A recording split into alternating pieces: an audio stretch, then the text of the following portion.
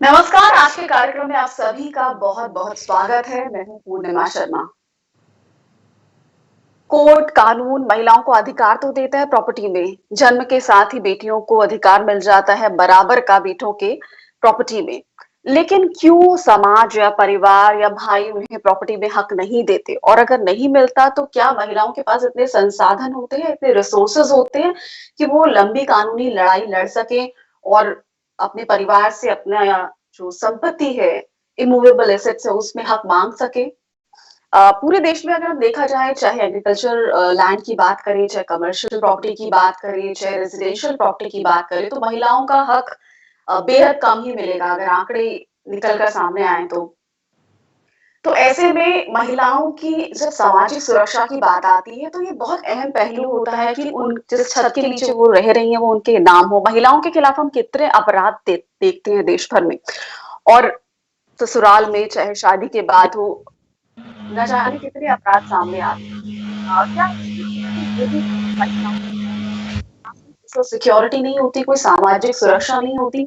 वो एक ससुराल के लगातार अगर कोई उनके प्रति वॉयलेंस होता है, उसको भी झेलती हैं, इसलिए क्योंकि उनके पास सर छुपाने के लिए कोई अपना छत नहीं है।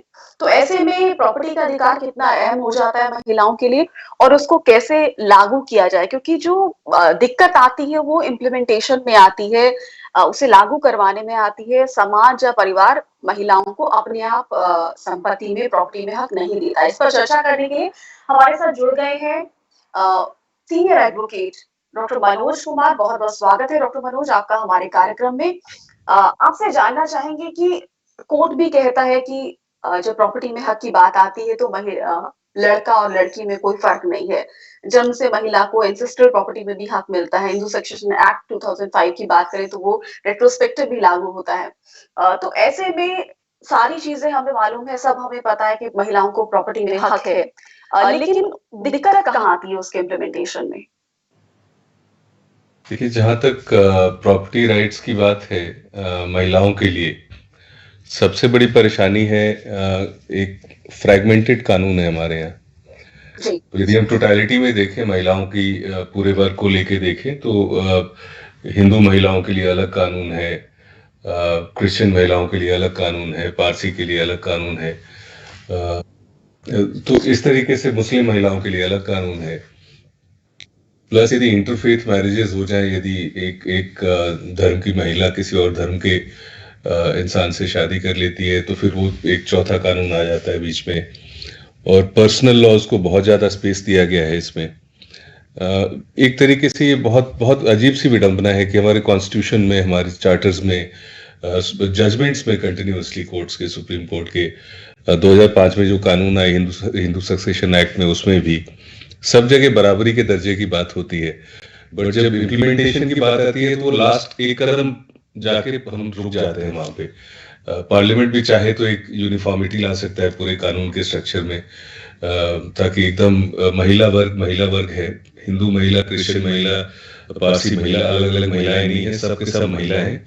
और मूल रूप पे जो उनकी मूल अधिकार है कॉन्स्टिट्यूशन के द्वारा जो गारंटीड है, वो एक धर्म या लोकेशन के हिसाब से नहीं बदल सकता है। सिमिलरली कोर्ट यदि चाहे तो दो कदम और आगे जा सकते हैं कि जो वो डिसीजंस दे रहे हैं, जो जिस तरह के डाउट्स वो हटा रहे हैं, जैसे अभी रिसेंटली 11 अगस्त को जजमेंट आई सुप्रीम कोर्ट की, बहुत लैंडमार्क, कि पिता यदि रहे या पहले से ही वो बीत चुके रहे 9 सितंबर 2005 के पहले, फिर भी महिला का अधिकार बरकरार रहेगा। Women will have the rights in the property. तो अब इस तरह के सारे judgements from time to time, कानून में थोड़ा बहुत बदलाव, लेकिन लास्ट माइल जो ग्राउंड कवरेज होता है, जिसकी वजह से इम्प्लीमेंटेशन की जो बात करते हैं हम, एक्चुअली में जिनके लिए कानून बन रहे हैं, जिनके लिए जजमेंट्स पास हो रहे हैं, उनको इसका बेनिफिट मिल रहा है कि नहीं मिल रहा है, वहां पे बहुत बड़ा गैप है। तो एक तरीके से अच्छी सोच है जो कॉन्स्टिट्यूशन से ही शुरू हुई थी, और अभी 2020 की जजमेंट अगस्त की जो आई है, इस पूरे दौरान जितने फासला तय किया गया है, उसके बावजूद इसका लाभ मेरे ख्याल से 1% ऑफ वुमेन को भी नहीं मिला है इस देश में, बिकॉज इम्प्लीमेंटेशन में बहुत बड़ा चैलेंज रहा है।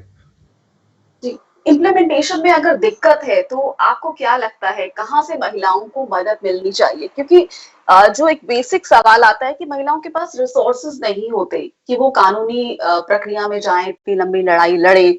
और इसके कार्यक्रम में आपसे ये भी समझना चाहूंगी कि अगर महिला को भाई या परिवार प्रॉपर्टी में हक नहीं दे रहा, तो वो कहाँ से शुरुआत करे?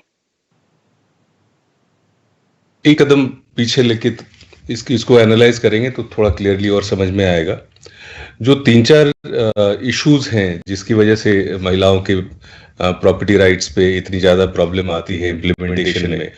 एक वजह है रिलीजन का, कि हर रिलीजन के हिसाब से रिकग्निशन दिया गया है कि आपका धर्म जो कहता है आप उसके हिसाब से कहीं कहीं पे आप बदलाव कर सकते हैं, महिला को अलग ट्रीट कर सकते हैं। मेरे ख्याल से सबसे इंपॉर्टेंट एस्पेक्ट है इम्प्लीमेंटेशन का कि यूनिफॉर्मिटी हो। जहां पे भी आप डिस्क्रिशन छोड़ेंगे किसी धर्म के आधार पे या लोकेशन के आधार पे या ट्राइबल राइट्स के आधार पे, वहां सडनली आप एक कमोडिटी और वुमेन में फर्क नहीं कर रहे।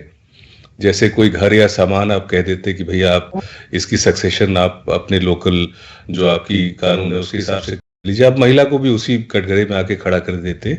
इसकी वजह से सोच कभी नहीं बदलती है।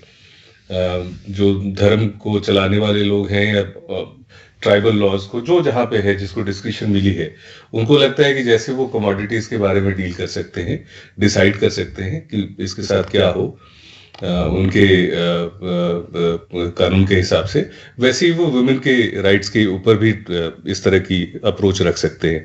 तो यूनिफॉर्मिटी लाना बहुत जरूरी है कि मूल तौर पे एक इंसानी रूप में महिला को रिकग्निशन मिले और बड़ी सिंपल सी अंडरस्टैंडिंग हो कि एक इंसान की जितनी भी राइट्स हैं वो सारे राइट्स वुमेन की हैं, और कोई धर्म या ट्राइबल कानून या लोकल लॉ या स्टेट लॉ इसके बीच में नहीं आ सकता। ये मूल परिवर्तन बहुत जरूरी है। ये लॉ मेकिंग की तरफ से भी सोच में अंतर आना चाहिए, और कोर्ट्स में तो ऑलरेडी इसकी तरफ काफी आगे कदम लिए गए हैं। दूसरा चैलेंज है अवेयरनेस की जी। कि चूंकि हम लोगों का देश ऑलरेडी एक डेवलपिंग कंट्री है और साक्षरता का मापदंड सब जगह अलग अलग है, और जहां घरों के अंदर भी देखा जाता है तो साक्षर किसको बनाया जाए। कुछ पुराने आंकड़े भी हैं, आपने भी पढ़े होंगे कि पहले पुरुषों को ज्यादा आगे बढ़ावा दिया जाता है कि पुरुष कमा के लाते हैं और इस तरह की धारणाएं। तो महिलाओं को चूल्हा और घर की रसोई संभालना और घर का अंदरूनी काम करना, जिसके लिए शायद पढ़ाई की ज्यादा आवश्यकता नहीं है कुछ लोगों की सोच में।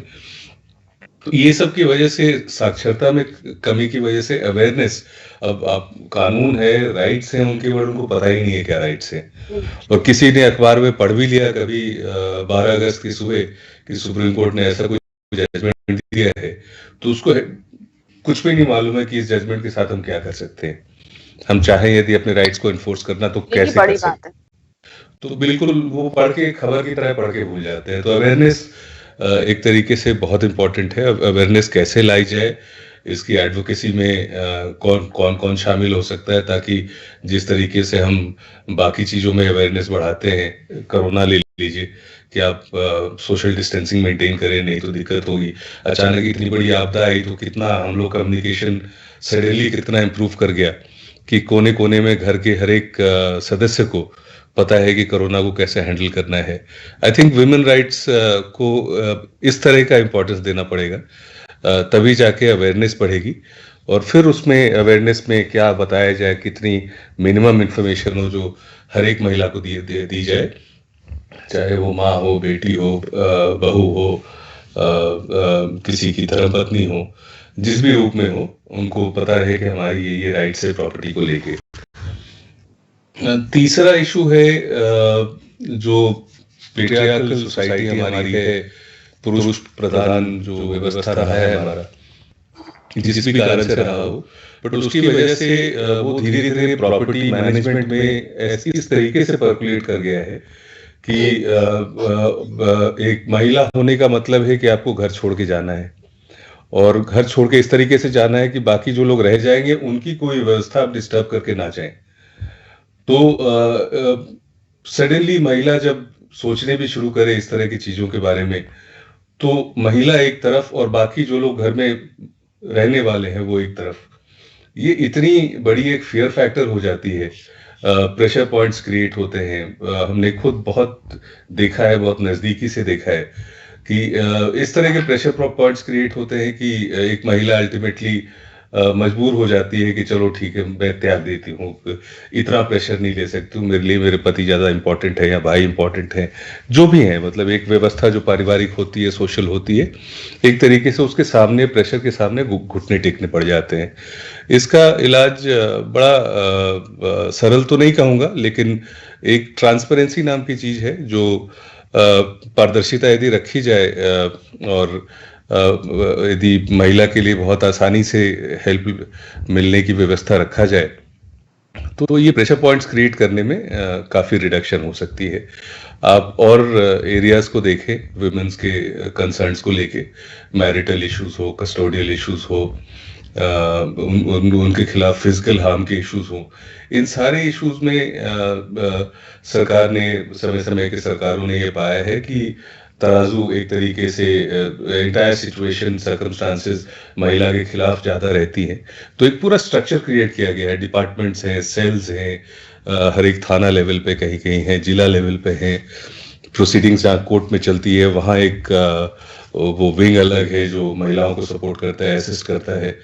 तो प्रॉपर्टी को लेके ऐसा क्यों नहीं सोचा जाता? बिकॉज प्रॉपर्टी इतनी मूल चीज है कि बराबरी का एक सेंस ऑफ इक्वालिटी लाने के लिए संपत्ति में बराबरी और आसानी से उस बराबरी के हक को जता पाना, उस हक को इम्प्लीमेंट कर पाना, ये तब तक संभव नहीं होगा जब तक एक बिल्कुल इंस्टीट्यूशनल सपोर्ट महिलाओं को दी जाए, ताकि किसी को यदि अपने इस हक को जताना है या इसको इन्फोर्स करना है, तो किसी के ऊपर हाथ ना फैलाना पड़े, किसी के सामने हाथ नहीं फैलाना पड़े, किसी के दया या सपोर्ट या उनके प्रेशर ना देने के लिए डिपेंडेंट नहीं रहना पड़े। वो बस अपना एक दरखास्त दे दे, छोटी सी खबर दे दे, PIL मॉडल से हम लोग बहुत पुराने वाकिफ हैं, एक चिट्ठी दे दे बाय कुरियर या स्पीड पोस्ट कि ये प्रॉपर्टी है, मैं फलाने तौर पे एक महिला, जैसे धर्मपत्नी के तौर पे या माँ के तौर पे या बहन के तौर पे मेरा ये हक बनता है और आप मुझे सपोर्ट करें। और ये इंस्टीट्यूशन आगे बढ़ के परिवार को शो कॉज करके उनसे डिटेल्स मंगा के एक पूरी स्टडी करके और जो भी जरूरत है उसको फिर सिविल कोर्ट के सामने पेश करे और अप्रोप्रिएट डायरेक्शन ले। इस तरह का एक कंप्लीट इंस्टीट्यूशनल सपोर्ट बहुत इंपॉर्टेंट है, अदरवाइज ये मात्र एक अच्छा ख्याल या अच्छा सोच बन के रह जाएगा काफ़ी आने वाले समय तक। और लास्ट एक हमारी लैंड होल्डिंग्स को लेके बहुत एक अजीब सी, शायद वो इकोनॉमिक इशू है, बट उसको सरकारी तौर पे सपोर्ट मिला हुआ है कि लैंड होल्डिंग्स एक मिनिमम साइज की होनी चाहिए, तभी वो कल्टीवेटेबल रहेंगी। तो इस सोच को भी लेते हुए काफ़ी स्टेट्स ने ये सपोर्ट किया है कि महिलाओं को एग्रीकल्चरल लैंड में ज़मीन मिलने की ज़रूरत नहीं है, बिकॉज वो शादी के बाद कहीं और चली जाती है। ऐसी आज के दिन में ये धारणाएं, इनका कोई बुनियाद नहीं है। और मेरे ख्याल से लैंड होल्डिंग की इश्यूज अपनी जगह है, बट उसके ऊपर राज्य सरकारों को वुमेन राइट्स को और ह्यूमन राइट्स, फंडामेंटल राइट्स की पर्सपेक्टिव से वुमेन राइट्स को देखते हुए अपने ये पोजीशंस जो क्रिएट हुए हैं इंडिपेंडेंस के बाद अभी तक 70 सालों में, उस पर थोड़ा रिव्यू करने की जरूरत है। उस पर सरकारों को अपने सोच पे, लैंड होल्डिंग्स पे रिस्ट्रिक्शंस या इस तरह के रिस्ट्रिक्शंस की महिलाओं को लैंड नहीं मिलेगा, एग्रीकल्चरल लैंड, जहाँ भी डायरेक्टली या इनडायरेक्टली ये प्रावधान है, उन चीज़ों पे बदलाव लाने की बहुत अर्जेंटली ज़रूरत है। आई थिंक ये कुल मिला के ये 4-5 चीज़ें हैं जो इम्प्लीमेंटेशन को ऑलमोस्ट इम्पॉसिबल बना देती हैं। और एक आधा दुक्का केस कोई सुप्रीम कोर्ट तक पहुंच जाता है तो उस पर जजमेंट आ जाता है, पर बहुत बड़ा बदलाव नहीं आया है अभी तक, जिसके लिए 2005 के कानून में 2005 में अमेंडमेंट किया गया था, हिंदू सक्सेशन एक्ट। जी, मनोज जी, यहाँ मैं आपसे समझना चाहूंगी कि अगर प्रॉपर्टी में महिलाओं के हक की बात आती है तो सामाजिक सुरक्षा से हमें इसे क्यों नहीं जोड़ के देखना चाहिए? कि आप क्या ये मानते हैं कि, और जिस तरह केसेस सामने आते भी रहते हैं, कि अगर महिला की सामाजिक सुरक्षा को इंश्योर करे माता पिता कि नहीं, हमें दहेज में सोना या पैसा नहीं लगाना, हमें बेटी के नाम पर एक घर करना है जिसकी जैसी हैसियत है वैसे, चाहे वो एक कमरे का हो, चाहे वो जितना बड़ा देना चाहते हैं उनकी हैसियत हो, तो वो बेटी को दे, बजाय इसके कि वो जितना भी पैसा दे रहे हैं वो गोल्ड में लगाएं या बहुत ही लेविश वेडिंग्स करें, और उसके बाद देखते हैं कि बेटियों का एक्सप्लॉयटेशन हो रहा होता है ससुराल में। तो मतलब एक सॉफ्ट टारगेट बन जाती हैं लड़कियां, क्योंकि उनकी उनके पास खुद कोई परपेचुअल सोर्स ऑफ अर्निंग नहीं होता, या ऐसा कोई जगह नहीं होती जहां जो जिस पर छत उनकी हो। तो कहीं ना कहीं इसको महिलाओं की डिग्निटी से, उनकी सोशल सिक्योरिटी से जोड़कर नहीं देखा जाना चाहिए। बहुत अच्छा एग्जाम्पल लिया है आपने। बड़ा कमाल का ये पूरा सेटअप है जिस तरीके से चलता है। शादी का आपने एग्जाम्पल लिया कि दहेज क्यों दें, उसकी जगह एक संपत्ति क्यों नहीं बेटी के नाम पे दे दे। इस पे जो सोच की मैं बात कर रहा था कुछ देर पहले कि एक तरीके से जिस तरीके से किसी सामान को डील किया जाता है और लोगों को फ्री छोड़ दिया जाता है कि आप अपने सामान को या किसी भी कमोडिटी को खुद अपने हिसाब से हैंडल करें, उसी तरीके से महिला को उस वर्ग में एक अच्छा सा फ्रेमवर्क बना के छोड़ा हुआ है कि एक तो हमारे घर से जाएगी तो हम लड़की वाले हैं तो हमारे यहाँ उसके बाद इनका कोई राइट नहीं होना चाहिए, और इनकी राइट नहीं होना चाहिए उसको जस्टिफाई करने के लिए हम कुछ पैसे दे देते हैं। पैसे लड़की को देंगे तो शायद नाराज़गी हो सकती है, तो सीधे ससुराल वालों को दे देते हैं, वो अब जैसे खर्च करें। ये एक विशेष साइकिल है जो चलता रहता है, और इसके बीच में कहीं एक महिला पिसती रहती है। यदि हम प्रॉपर्टी राइट्स के पर्सपेक्टिव में आपके सवाल को जवाब देने का कोशिश करूं, तो मेरा ये मानना है कि बेटी को किसी भी अन्य संतान से अलग डील करना उचित नहीं है।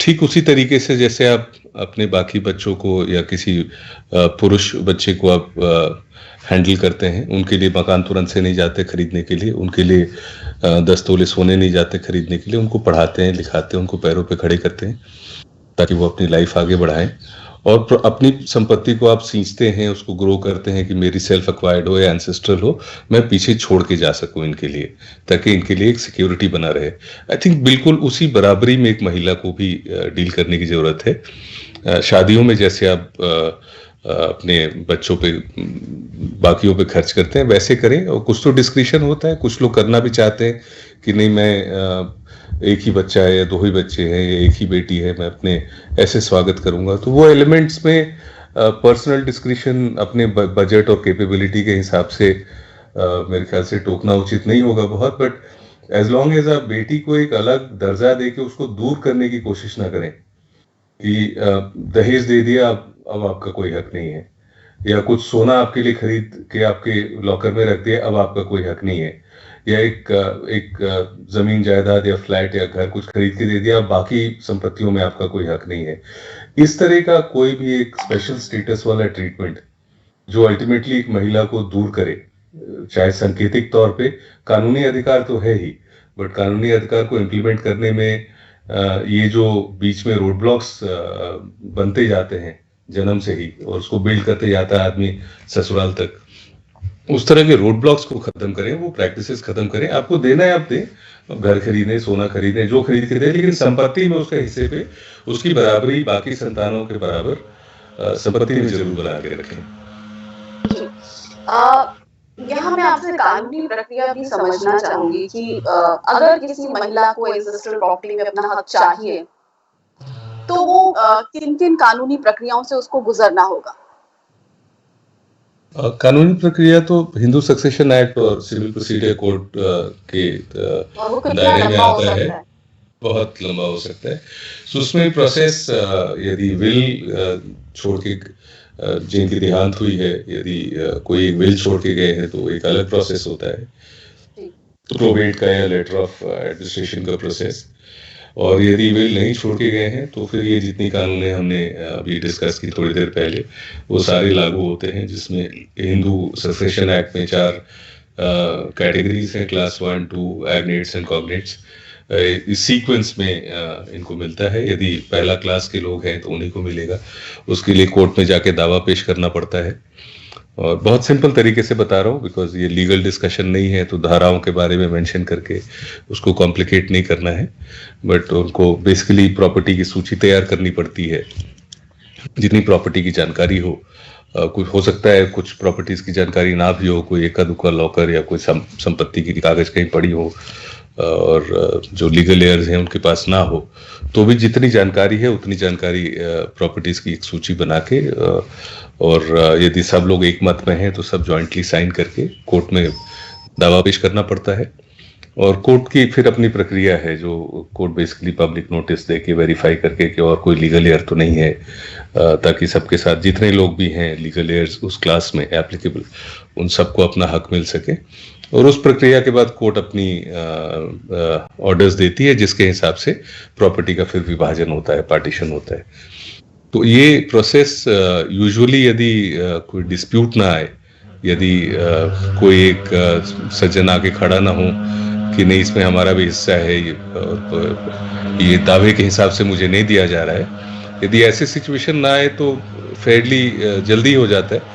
बट यदि कॉन्फ्लिक्ट सिचुएशन है तो थोड़ा समय लग सकता है इसमें। अब कम से कम देखा जाए तो 2-1 साल से कम बहुत कम ही जगह होंगे, कोर्ट्स होंगे जो 2-1 साल के अंदर तुरंत इस तरह की सक्सेशन की प्रोसीडिंग्स को डिस्पोज कर देते हैं।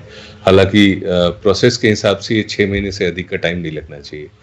कोर्ट के अपने वर्कलोड्स हैं, टाइम प्रेशर्स हैं और भी केसेस हैं, इसलिए 2-1 साल कम से कम लग जाता है। जी। साथ ही मैं आपसे ये भी जानना चाहूंगी कि दर्शकों की जानकारी के लिए आप ये बताइए कि महिलाओं को एक एंसेस्ट्रल प्रॉपर्टी है या फिर कौन कौन सी और प्रॉपर्टी है जिनमें उन्हें हक मिल सकता है, जिस राइट को इनहेरिट कर सकते हैं? बेसिकली 2 क्लासेस हैं जहां तक सक्सेशन की बात है, एक एंसेस्ट्रल प्रॉपर्टी की और एक सेल्फ एक्वायर्ड प्रॉपर्टी की।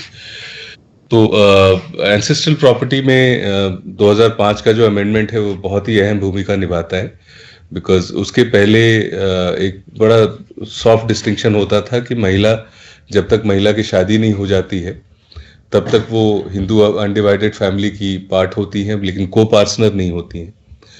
और जब शादी हो जाती है तो एचयूएफ के बाहर चली जाती है, और एक बार एचयूएफ से बाहर चली गई, उनका हक नहीं है, तो उन्हें कभी भी एंसेस्ट्रल प्रॉपर्टी का कोई हिस्सा नहीं मिलता था। ये सारी चीज़ें 2005 में बदल दी गई और महिला शादी के बाद भी कानून के हिसाब से परिवार का हिस्सा है और एंसेस्ट्रल प्रॉपर्टी में उनका बराबर का हक है। कुछ इक्का दुक्का इसमें डाउट्स थे कि महिला जिसका जन्म 2005 से पहले हुआ या बाद हुआ, उसकी क्या अंतर है, पिताजी यदि 2005 से पहले गुजर गए या उसके बाद गुजरे, उन सिचुएशंस में क्या है।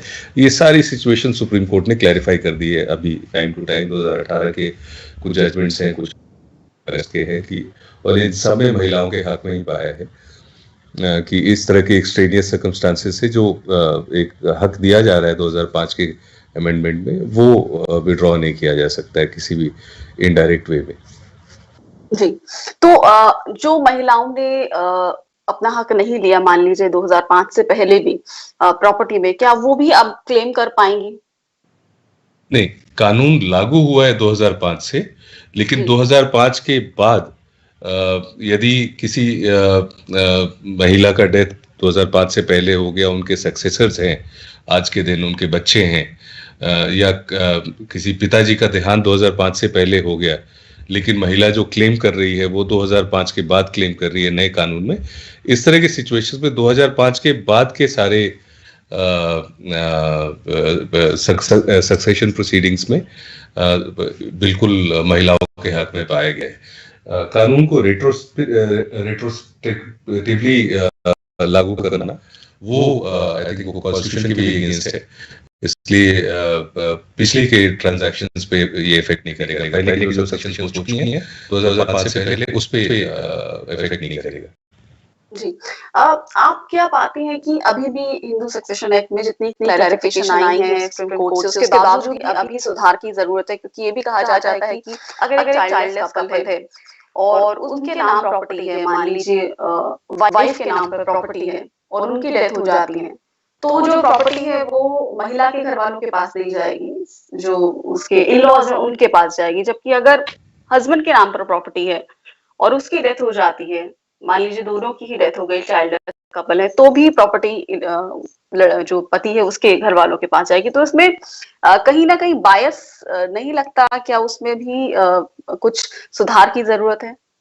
नहीं, कंप्लीटली बायस्ड है। इनफैक्ट वो वन वे ट्रैफिक है कि चाहे पुरुष की, ये सेल्फ एक्वायर्ड प्रॉपर्टी की बात कर रही हैं आप। एंसेस्ट्रल की तो वो सारे कानून हैं जिनके बारे में हमने बात जी। किया पहले। सेल्फ एक्वायर्ड प्रॉपर्टी में यदि किसी पुरुष का देहांत होता है तो वो पुरुष के जो फैमिली है उनकी, बेसिकली पत्नी के जो इन लॉज हैं उनको जाएगा। और यदि किसी महिला का डेथ हो जाता है तो वो संपत्ति भी पुरुष के परिवार वालों को जाएगा। मेरे ख्याल से इस तरह की बायस का कोई लॉजिक या औचित्य नहीं है।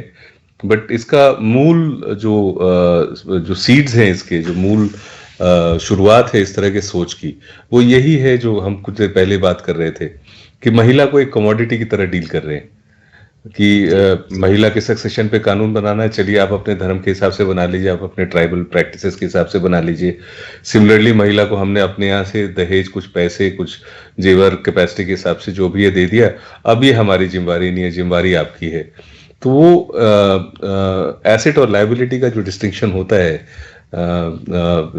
एक तरीके से लड़का घर का एसेट होता है और लड़की लायबिलिटी होती है। ये जो बिल्कुल रूट कॉज है इस तरह की सोच, वही कानून बनाने में भी ये चाहे अनचाहे कानून में भी चला गया है। और मुझे तो बहुत आई एम क्वाइट सरप्राइज्ड कि अभी तक इतनी ज्यादा सुधार हुए हैं कानून में, और कितने हंड्रेड्स ऑफ एक्ट्स जो रिडंडेंट हो गए थे उनको रिपील किया गया पिछले कुछ सालों में, और रैपिड पेस पे अमेंडमेंट्स हो रहे हैं। बट इस तरह का एक बिल्कुल मूल चीज जो सीधा स्टेरिंग इन फेस की कैसे इनक्वालिटी है, कैसे कमोडिटी की तरह वुमेन को देखते हैं, इस पे कैसे नजर नहीं की है सरकार की। ये बहुत ही इंपॉर्टेंट चीज है जिसमें बैलेंस रहना चाहिए। और आई थिंक क्लास 1, 2, 3, 4 ऑलरेडी बहुत क्लियर है, वो बहुत ही ट्रांसपेरेंट है। वो जिनकी डेथ होती है उनके नजदीकी के हिसाब से वो क्लासिफिकेशन किया गया है, उस क्लासिफिकेशन पे ही सेल्फ एक्वायर्ड प्रॉपर्टी भी अप्लाई होना चाहिए, यदि कोई और सर्वाइवर नहीं है तो। जी। तो कई सुधार की जरूरत है अगर महिलाओं को प्रॉपर्टी में हक से जुड़ी विषय पर अगर हम चर्चा कर रहे हैं। साथ ही जो शुरुआत में भी हमने बात की कि लोगों में एक्सेप्टेंस नहीं है महिलाओं को प्रॉपर्टी में हक देने का, या समाज में नहीं है। अगर कोई महिला प्रॉपर्टी मांगती है तो ऐसा कहा जाता है कि शायद परिवार टूट जाएंगे। तो ये परिवार टूट जाएंगे, इस डर को हम कितने और सालों तक कैरी करेंगे और महिलाओं को उनके हक से वंचित रखेंगे? कानून है, सब कुछ है, इस डर को कहाँ और कैसे तोड़ा जा सकता है? आई थिंक इसके अलग अलग लेवल्स हैं। यदि हम शहरों की बात करें, मेट्रोपॉलिटन सिटीज की, या फिर और जो हमारे बी और सी जो भी क्लासिफिकेशन है शहरों की, जो अर्बन डिपार्टमेंट करता है, ब्रॉडली उस तरह का सांकेतिक आंकड़ा ले, तो शहरीकरण की वजह से ऑलरेडी ये कुछ कुछ टूटने शुरू हो गया है। और एक नेचुरल प्रोसेस है, जितनी ज्यादा इंटरमिंगलिंग होगी, interfaith, intercaste, inter religion relationships बनेंगी जो शादी तक पहुंचे, उतनी इस पे और स्ट्रेस आएगा। और साक्षरता कहीं रैपिडली काफी बढ़ता जा रहा है शहरों में, तो वो एक लेवल है इसका। दूसरा जो एग्रीकल्चरल लैंड या गांव या ट्राइबल या लोकल एरियाज की बात है, वहाँ खासकर आई थिंक इंस्टीट्यूशनल सपोर्ट बहुत बहुत इंपॉर्टेंट है। बिकॉज वो आप नेचुरल ऑर्गेनिक वे की वेट करेंगे कि अपने आप डेवलपमेंट होगी, अपने आप लोग पढ़ लेंगे तो सोच में सुधार आएगा, तो ये सालों लग सकते हैं इस पे। मेरे ख्याल से इसका बहुत शॉर्ट टर्म में, यदि इसका ऑलरेडी हम 70-74 साल से पीछे चल रहे हैं, जो चीज इंडिपेंडेंस के बाद ही वुमेन को मिल जानी चाहिए थी वो अभी तक नहीं मिली है, तो मेरे ख्याल से ऑलरेडी बहुत डिलेड है मामला। इसको वॉर फुटिंग पे करने की जरूरत है और इंस्टीट्यूशनल सपोर्ट स्ट्रक्चर की जरूरत है, ताकि चाहे वो ट्राइबल वुमन हो जो प्रताड़ित हो या परेशान हो अपने घर में, बिकॉज उसके आगे पीछे कुछ नहीं है, उसके हाथ में कुछ नहीं है, जबकि एक्चुअली बहुत कुछ उसका हक है। कोई भी इस तरीके से एक ऑफिस में या थाना में या जहां भी एक इंस्टीट्यूशनल सपोर्ट का सेटअप हो, वहां जाए और वहां से उसका हेडेक खत्म हो जाए, वहां से सरकार लेके बाकी चीज आगे बढ़ाए और इस पे बहुत पारदर्शिता रखी जाए, वो ट्रांसपेरेंसी रखी जाए ताकि अकाउंटेबिलिटी हो, रिपोर्टिंग हो, और साथ में अवेयरनेस बढ़ाने के लिए महिलाओं को हर एक लोकल लेवल पे, घरों में, हर एक तबके में ये दो चीजें साथ में करने की आवश्यकता है, एक तो अवेयरनेस की और दूसरा इंस्टीट्यूशनल सपोर्ट की। इसी से कुछ शॉर्ट टर्म में और इमीडिएट फ्यूचर में कुछ निकल के आ सकता है। अदरवाइज हमारा बहुत बड़ा तबका एक जो है वो शहरों के बाहर है और उन तक ये कानूनों का या कॉन्स्टिट्यूशनल राइट्स का या सुप्रीम कोर्ट का जजमेंट इतनी आसानी से नहीं पहुंच पाएगा। जी, उन तक जानकारी या जजमेंट या अधिकार की बात आती है तो वो दूर-दराज के इलाकों में या गाँव तक नहीं पहुँच पाता। आप इंस्टीट्यूशनल सपोर्ट की बात कर रहे हैं तो किस तरह का इंस्टीट्यूशनल सपोर्ट होना चाहिए? क्या लॉ एनफोर्समेंट एजेंसीज़ के थ्रू या सिविल कोर्ट्स में किस तरह से का सपोर्ट मिलना चाहिए महिलाओं को या कहाँ से या चाहे women and child development ministry की बात करें चाहे कमीशंस की बात करें तो किस तरह कहाँ से आपको लगता है कि मदद आ सकती है अगर महिला चाहे कि अगर वो एक एप्लीकेशन दे दे कि मेरे पास मतलब मेरा इस प्रॉपर्टी में हक है और ये मुझे दिलवाया जाए और मेरे पास रिसोर्सेज नहीं है कि मैं इतनी लंबी कानूनी लड़ाई लड़ सकूं। जी, ये जो बाकी डिपार्टमेंट्स की आप बात कर रही हैं, महिला सशक्तिकरण का या वेलफेयर का, ये वेलफेयर मेजर्स की अपनी रिस्पॉन्सिबिलिटी है। हम जो बात कर रहे हैं वो वेलफेयर की नहीं बात कर रहे हैं, हम कानूनी हक की बात कर रहे हैं। और ये पूरे 100% ये कानून मंत्रालय या कानून डिपार्ट जो विधि का डिपार्टमेंट है, जो लॉ की पूरी एडमिनिस्ट्रेशन उनकी रिस्पॉन्सिबिलिटी होती है, ये बिल्कुल उनके अधीन है। और ऐसा नहीं है ये स्ट्रक्चर्स है नहीं हमारे यहाँ। शेड्यूल कास्ट शेड्यूल ट्राइब्स के लिए आप बिल्कुल थाना लेवल से लेके कोर्ट लेवल से लेके पूरा देश भर में छोटे से छोटे जगह पे सपोर्ट सिस्टम क्रिएट किया हुआ है कि ये लोग ऑप्रेस्ड हैं और इनके पास कोई साधन नहीं है, तो कोई इनको कुछ बोल दे, कुछ प्रताड़ित कर दे, चाहे मेंटली टॉर्चर करे या नीचा दिखाए, तो ये कैसे अपने राइट्स को इन्फोर्स करेंगे जो कानून में बनी है उसके अंतर्गत। और काफ़ी आसान बनाया हुआ है, आप बस एक चिट्ठी लिख दें और वहाँ से पुलिस टेक ओवर कर लेती है या जो डिस्ट्रिक्ट लेवल पे प्रोसिक्यूशन टीम है वो टेक ओवर कर लेती है। तो इस तरह की इंस्टीट्यूशनल सपोर्ट की सिस्टम कोई नई नहीं है। महिलाओं के लिए भी जैसा मैंने रेफर किया कुछ देर पहले, कुछ इश्यूज पे इंस्टीट्यूशनल सपोर्ट है, जैसे कि अपना मेंटेनेंस को लेके, मैट्रिमोनियल इश्यूज को लेके, फिजिकल हार्म को लेके। तो इसमें आपको बस प्रॉपर्टी राइट्स को, चूंकि इतना मूल चीज है, इसके बिना बराबरी का एहसास तक नहीं होता है, तो बराबर होना तो बहुत दूर की बात है। तो इस चीज को रिकग्नाइज करके सिमिलर इंस्टीट्यूशनल सपोर्ट जो ऑलरेडी आपका आर्किटेक्चर बना हुआ है उस पे चलाना है बस। और बाकी एडवोकेसी की तो जहां तक बात है, एडवोकेसी इन द सेंस की अवेयरनेस बढ़ाने की, उसमें तो आई थिंक कोविड-19 से बड़ा एग्जाम्पल कुछ हो नहीं सकता है। जितना आप कोई किसी चीज को इम्पोर्टेंट समझते हैं, मेरे ख्याल से बिल्कुल एडमिनिस्ट्रेशन के हाथ में है कि एक एक इंसान सड़क पे या अपने घर में जान जाए कि ये है कानून और ये ऐसे होगा, और इसमें जो महिला है आपके घर में वो किसी भी तरीके से जो पुरुष है आपके घर में उससे कम नहीं है, चाहे वो प्रॉपर्टी को लेके हो या सोशल बराबरी को लेके हो या और भी किसी जितने भी मापदंड आप लगा सकें। तो ये तो कम्युनिकेशन एस्पेक्ट है जो ऑलरेडी अब आप पिछले 4-5 महीने में तो हमने देखा ही है कि बिल्कुल एक बच्चा तक जान गया है कि क्या करना है क्या नहीं करना है, नहीं तो कोरोना क्या कर सकता है। सो आई एम श्योर ये कोई इम्पॉसिबल चीज नहीं है, बस इम्पोर्टेंस देने की बात है, उसको सही दर्जा देने की बात है। जी। आखिरी सवाल मेरा आपसे यही होगा कि जब हम बात करते हैं कि सामाजिक मर्यादा के या के नाम पर अगर हम अपना हक नहीं मांगेंगे, अपना क्लेम नहीं करेंगे, तो खुद के प्रति महिलाएं ये अन्याय कर रही हैं। तो कहीं न कहीं उन्हें भी सामने आना होगा, खुद अकेले नहीं लड़ेंगी तो शायद कोई उनके लिए नहीं लड़ पाएगा। खुद ही शायद आगे आना होगा इन पूरे मसले में।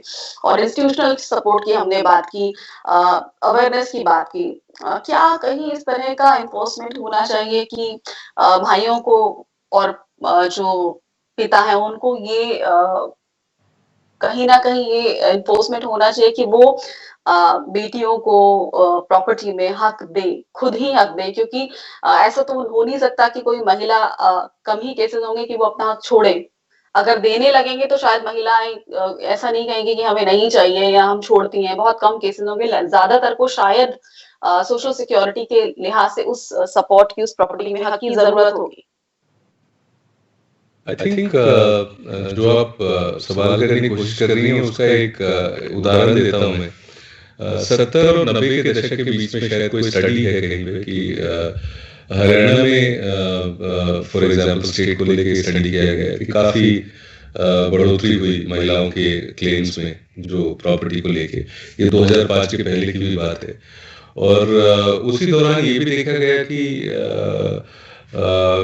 चाइल्ड फिटिसाइड, मतलब बच्चे को जन्म देने से पहले ही मार देना या जन्म होते ही उसको चाइल्ड मोर्टेलिटी, ये एक सर्टेन जेंडर को लेके, लड़कियों को लेके चरम सीमा पे पहुंच गया था उस दौरान। तो जहां हम पुरुषों की बात करते हैं, यदि प्रॉपर काउंसलिंग ना हो उनको, तो ये कोई भी बात नॉर्मली जल्दी एक्सेप्टेबल नहीं होगी। तो एक तो प्रॉपर काउंसलिंग की जरूरत है, दूसरी कुछ जो रोड ब्लॉक्स है इसमें, जैसे लैंड होल्डिंग को लेके, या ये चीज को पूरा समझना है कि आपकी बेटी को आप अपने घर में हक दे रहे हैं तो आपकी जो बहू है उसका भी हक रहेगा। तो ये एक सोशल ऑर्डर, नया सोशल ऑर्डर है जो एक्चुअली में हमेशा से रहना चाहिए था, बट अब उस तरफ बढ़ेंगे तो कुछ चीजें इकोनॉमिकल हैं यहाँ पे, बेसिक इकोनॉमिक्स की अंडरस्टैंडिंग है।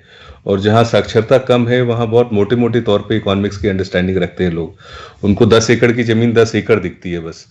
वो 10 एकड़ का 8 होने की जो गुंजाइश हो तो सोच कहीं और जाने लग जाता है।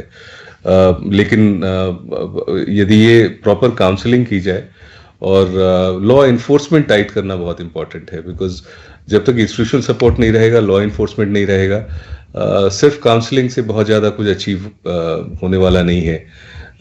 तो ये दोनों साथ में काम करेंगे तब जाके शायद सकारात्मक रिस्पॉन्स या आउटलुक या सोच आने की गुंजाइश ज़्यादा है। और जितना ज़्यादा ये इम्प्लीमेंट होता जाएगा उतना ज़्यादा एक्सेप्टेबिलिटी बढ़ेगा। बट शुरू के कुछ फेजेस में I think counselling plus institutional support and awareness, ये दोनों तीनों चीज़ों को बिल्कुल जुगलबंदी की तरह साथ में करना पड़ेगा। जी, तो काउंसलिंग की, इंस्टीट्यूशनल सपोर्ट और अवेयरनेस की बहुत बहुत जरूरत होगी अगर महिलाओं का जो प्रॉपर्टी में हक है उसको दिलाने की बात है। क्यों हमारे देश में सिर्फ पुरुषों के नाम पर ही प्रॉपर्टी बनाने की परंपरा चली आ रही है? क्यों महिलाओं को प्रॉपर्टी में हक नहीं दिया जाता, या महिलाओं के नाम पर प्रॉपर्टी बनाने की परंपरा क्यों नहीं विकसित हुई? न सिर्फ इससे महिलाओं का आत्मसम्मान बढ़ेगा, उनको एक डिग्निटी से जीने का भी उनके अंदर ये एहसास होगा, उनको अपने अस्तित्व का एहसास होगा। और ज्यादातर अगर जिस छत के नीचे वो रह रही हैं अगर उनके नाम पर नहीं होती, तो परिवार में कुछ कहने का, अपनी बात रखने का, अपने विचारों को रखने का भी उन्हें वो स्पेस नहीं मिल पाता। अगर जिस छत के नीचे वो रह रही हैं वो उनके नाम पर होगी, तो कई तरह के शोषण से उन्हें मुक्ति मिलेगी, जो कि अब हम जिस तरह के अपराध देखते हैं। तो ये सामाजिक सुरक्षा महिलाओं के लिए बेहद जरूरी है, और इसे इम्प्लीमेंट कराने के लिए, इसे लागू कराने के लिए शायद सरकार को ही आगे आना होगा, क्योंकि समाज से अगर परिवर्तन आना होता तो अब तक आ चुका होता, बहुत लंबा समय बीत चुका है, वो नहीं आया। तो कहीं ना कहीं जिस इंस्टीट्यूशनल सपोर्ट की मनोज जी आप बात करें उसको लाने की जरूरत है। तो जो भी महिलाओं के हक के लिए जो भी संस्थाएं काम कर रही हैं, जो भी इंस्टीट्यूशन काम कर रहे हैं, उसे इस दिशा में सोचना होगा। सरकार और प्रशासन और पॉलिसी मेकर्स को देखना होगा कि जब वो कोई कानून बना रहे हैं तो जो समाज है वो उसे फेल कर रहा है, तो उसको कैसे बचाया जाए। बहुत बहुत शुक्रिया मनोज जी इस कार्यक्रम का हिस्सा बनने के लिए और अपने विचार इस कार्यक्रम में साझा करने के लिए। धन्यवाद।